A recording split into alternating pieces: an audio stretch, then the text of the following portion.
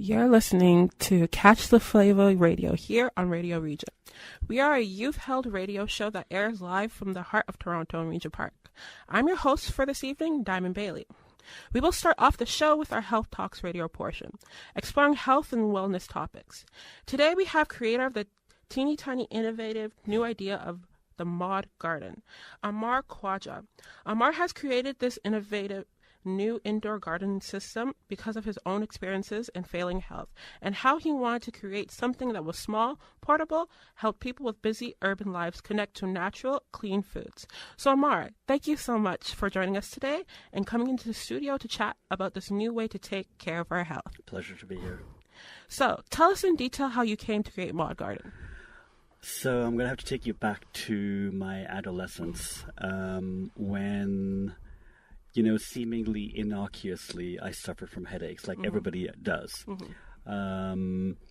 Those headaches, as I progressed in life, led to more debilitating, painful migraines by the time I made it into university and onto my job in Wall Street.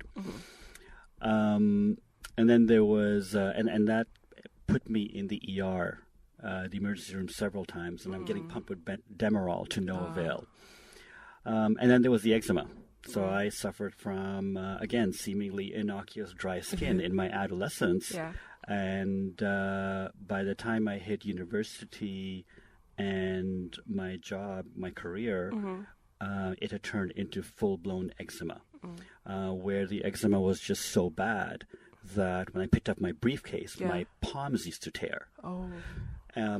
So fast forward to coming to Toronto. This is back in the early 2000s, to give you a time reference. I arrived into Toronto in 2007, and I started to investigate this a little bit more. And what I found was that the only thing that I was really suffering from was a mineral deficiency. I solved my migraines and predominantly my eczema. My eczema is completely gone, as you can see. The viewers can't see. By taking magnesium supplements. Where do you think we get magnesium from? I'm guessing, plants. We're supposed to get it. That's right. We're supposed to get it from our food. We can get it from plants. We can get it from our meats, but we're not. And so that led me on this journey about trying to investigate why we're not getting it from our food. And what I learned was that the food system is broken. And we're going to specifically concentrate on vegetables as opposed to meat. We know that the meat system is broken, but that's basically what led me to it. So I understand your background isn't in agriculture. So how did you develop the system? So again, it's part of this discovery process where I'll start off by saying that when I was in university, I was working as an intern, and a mentor came up to me and said, "You should reinvent yourself every 10 years." So while it has been a little bit more than 10 years where I'm reinventing myself, I believe that should. That taught me that we can go out and learn absolutely anything you want. And so with that in mind, and learning about food systems being broken, and learning about, how that is driving the disease rates up. So as I learned about, so when I say food systems being broken, I'm talking about the use of pesticides and the use of, and by the time the vegetables get to our grocery stores, it's demineralized, is what I learned. And then, so that's a separate thread. Another thread is the disease rates are rising. Now, I'm not correlating it right now, but I'm just saying this is what I'm observing. What I'm observing are disease rates rising. And the other thing I'm observing is that organics, which is just another term for seemingly pure food, those prices are going obscenely high. And so the average person couldn't afford it. And so that's where I decided to reinvent myself and say, I want to be that solution. I want to be the solution to the world that solves this. And so that's what ultimately led to it. So Modgarden comes in 3 sizes, fits conveniently in any office or condo. Why do you think the size and the design was so essential in creating this product? So continuing on with the story, I guess one day I live in a condo in Toronto. So, the way of the world is moving to ever expansive urbanization in urban cities where the farm is moving further and further away. And our apartments are getting smaller. Yes. And so one day I was sitting in my apartment and I was looking at my wall and I was thinking about all of these things that I just mentioned, the obscene food prices, and I wish I could grow my own food, but I cannot because I don't have a garden outside and I live in Toronto. And so I was looking at my wall and I said to myself, wow, wouldn't it be great to be able to grow on that wall somehow? Because the trend had begun to grow food vertically. So this concept of vertical farming had already arrived by the time we hit the early 2000s. Yes. But it's mostly outside in warehouses, not indoors. And so what I wanted to do was basically bring the outside indoors, but the pure outside indoors. And what I found is that there's a lot of other technology being used in vertical farming. And I'm not sure that that's the right way to go, especially when we think about bringing prices of food down and making it more affordable for the average person. And that's really my reason for existence. So I hope maybe I didn't address the three. You asked me specifically about 3 sizes. Yes. So when I sat in my condo, I wanted to create something that was sized for a condo, that would fit in tight spots, that would be modular, almost like Lego, that you can build up depending on the size of your family, so that you can grow pragmatic amounts of food. And so Modgarden, it's actually the branding is called, the company's called Modgarden, and the product that we're speaking about right now is called tinyFarm. So it's Modgarden's tinyFarm, just like Apple's iPhone. And so I wanted to create something that people could try out and then build into and make bigger depending on the size of their family. And so that's what the 3 sizes were. So somebody can come in and purchase a countertop unit. They can purchase a sort of an ottoman-sized, medium-sized unit and stack the countertop one on top of it. Or they can just buy the floor model, which is a much larger one, and that's meant to feed one person a daily salad or a near daily salad. Okay. Thanks for the clarification. So why do you think individuals should buy this product instead of, say, making more of an effort to buy from grocery stores? So there's something... I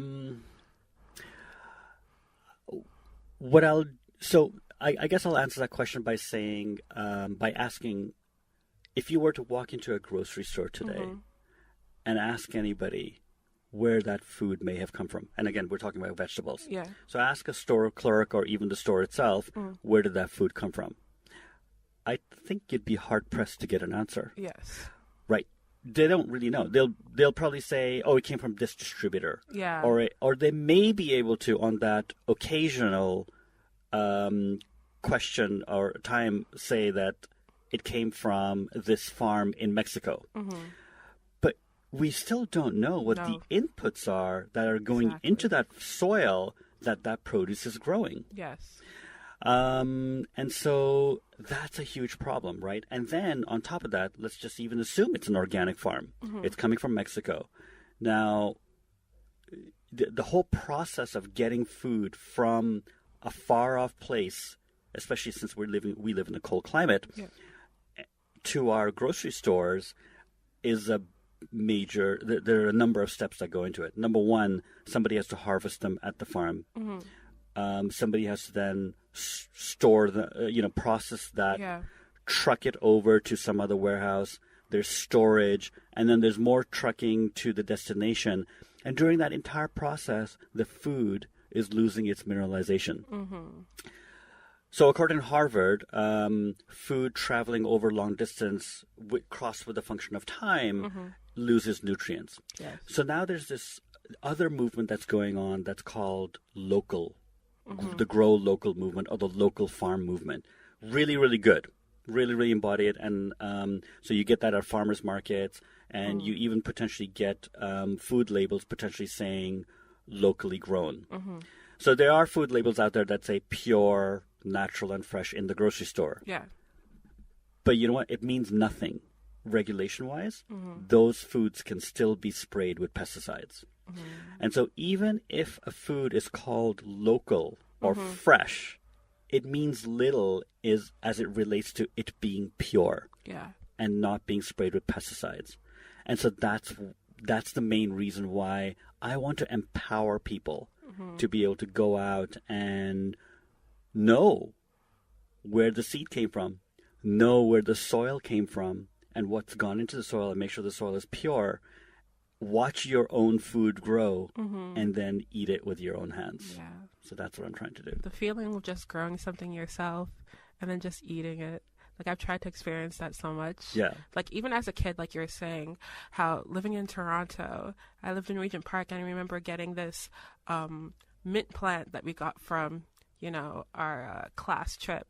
And I remember just because of all the urbanization, all the animals, like the squirrels were knocking down, like I tried to grow tomatoes, it would never work. So what you're saying, this movement that you have, your product, I'm actually so fascinated right now.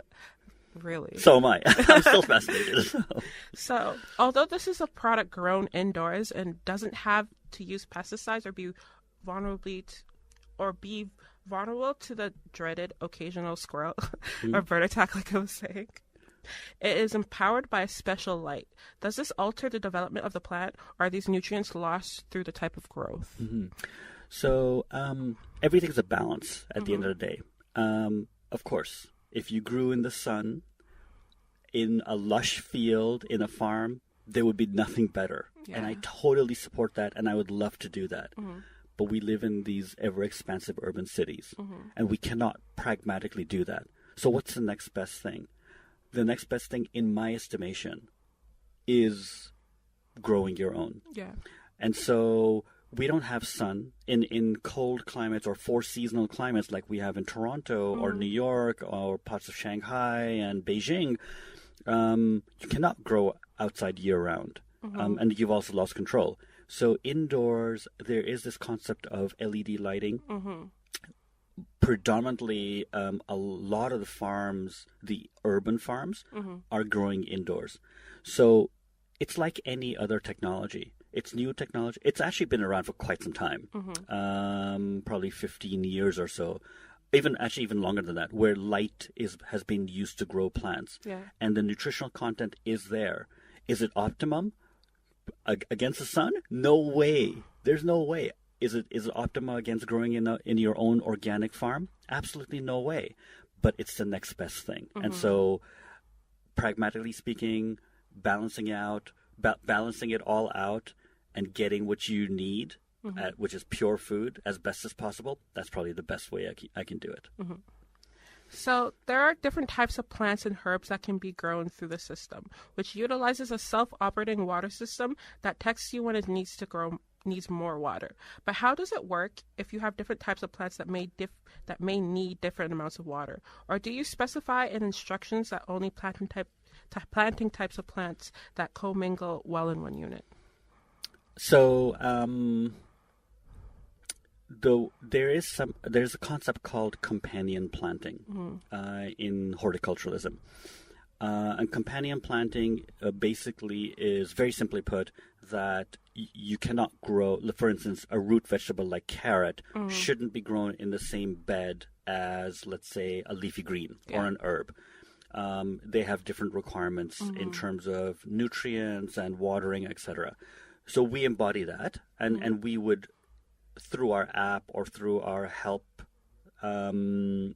mobile app, let the user know that if you want to grow leafy greens, let's say you want to grow lettuce, we would recommend that you grow another type of lettuce like spinach. Yeah. You can maybe grow an herb with it. So what we do is we separate out herbs and leafy greens and microgreens. Those are the types of plants that we're recommending. Yes. You can grow anything you want in soil, but then there's this concept of growing herbs in that way. Now, as far as watering is concerned, plants are actually very smart. And so we've developed a system that allow the plants to ask for the water. So if the plants need the water, the plant roots basically keep sucking the water up and bringing the water in. And that's how we've designed it. So honor the companion planting method of growing, and then the plants will do all the work themselves. So how do you figure out what types of plants can be planted? What is the science behind the different types of plants that can be grown and how to arrange them in this planting system? So we are going to be making recommendations on what to grow.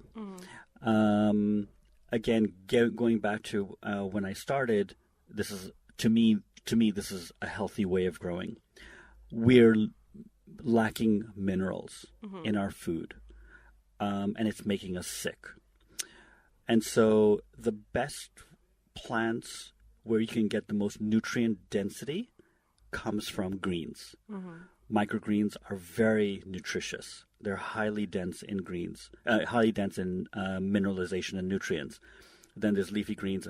Why greens? The reason why we're recommending greens is because they're fast growing. They're efficient. They grow very quickly. People eat them on a daily basis.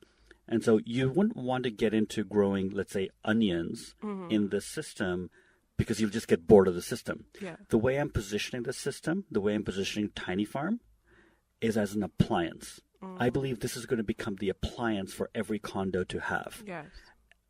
And so you want to use it. You want to use it almost every single day. And that's what we're trying to do is we want to make it pragmatic. We want to recommend that you grow greens.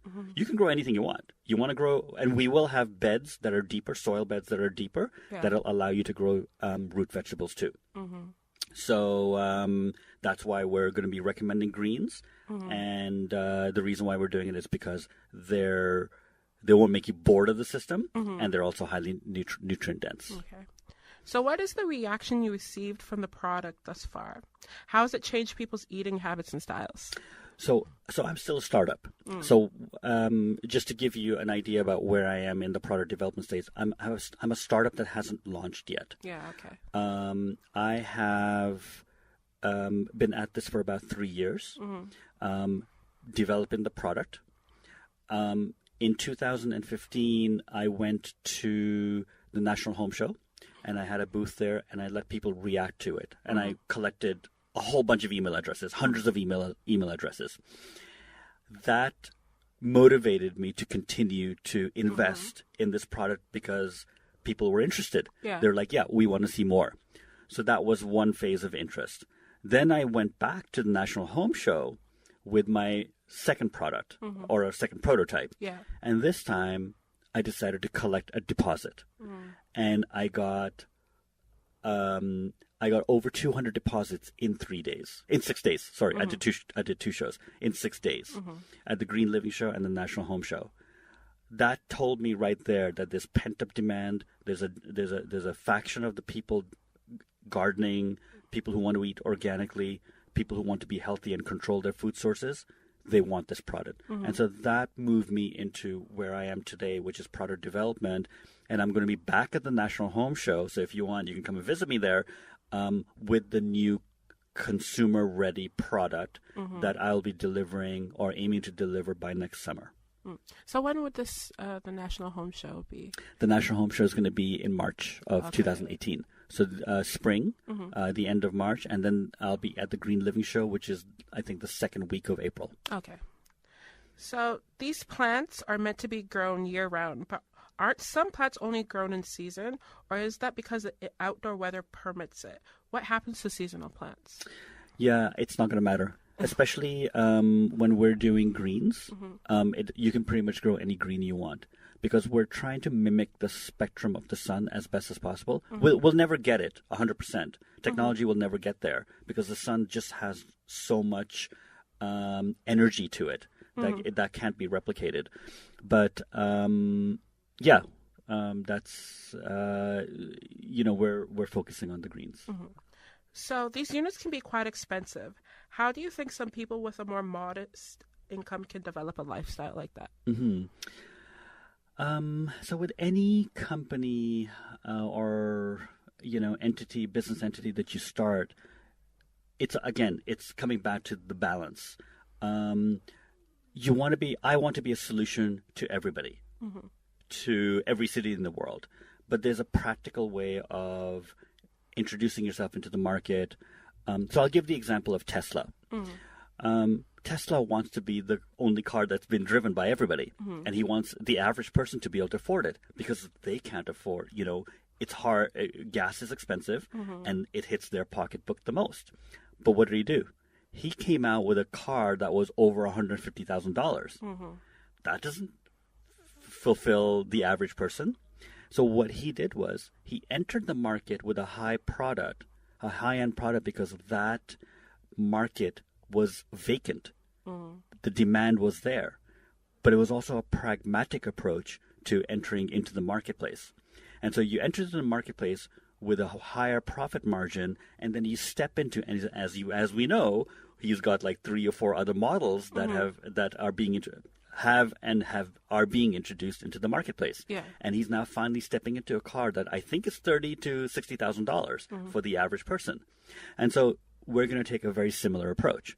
We're going to enter into the market we know that there's demand in the ultra luxury space. We're going to enter into the market so that with a very tasteful, elegant, beautiful looking product that a wealthy individual would be proud to put in their kitchen, and will use those profits to fund what my ultimate goal is. And my ultimate goal is, I am a social enterprise. I exist to feed people. That's what my goal is. Yes. And so I will step into the product so that the average person can afford it.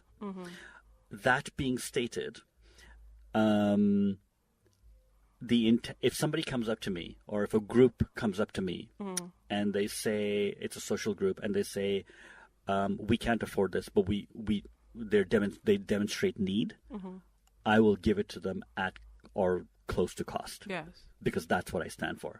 So it's not going to be my initial target initially, but I will serve that market even in the beginning if I have to. Okay. So you had this campaign back in March to get tiny farms into schools. So the idea is a classroom has a Modgarden, but how do you think that helped connect kids with what they eat, and how do you think it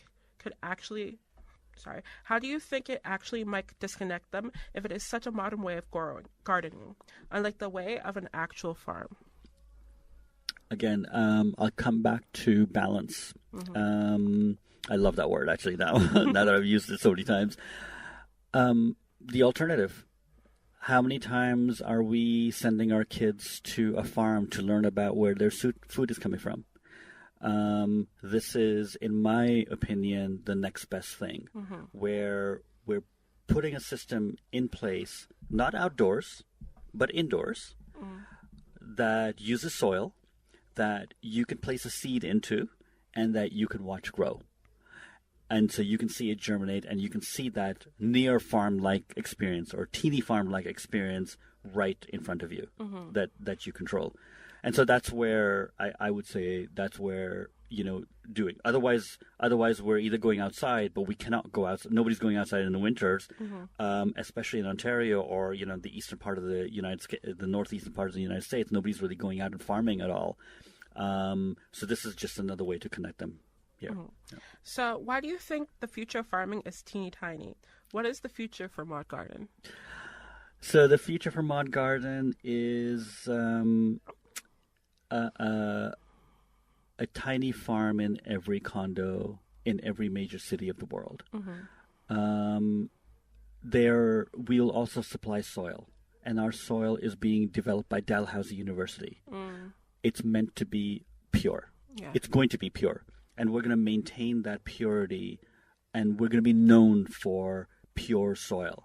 Because the soil that we're getting outside, they say it's organic, but what they're doing is they're sterilizing the soil. So if you were to go to Home Depot and you were to purchase a soil, a lot of the soil is unsustainable, and it's sterilized. So all the microbial activity is dead. Yeah. And that is the main thing that we're bringing. We're bringing the farm-like experience from 100 years ago right to your doorstep, which is basically pure soils.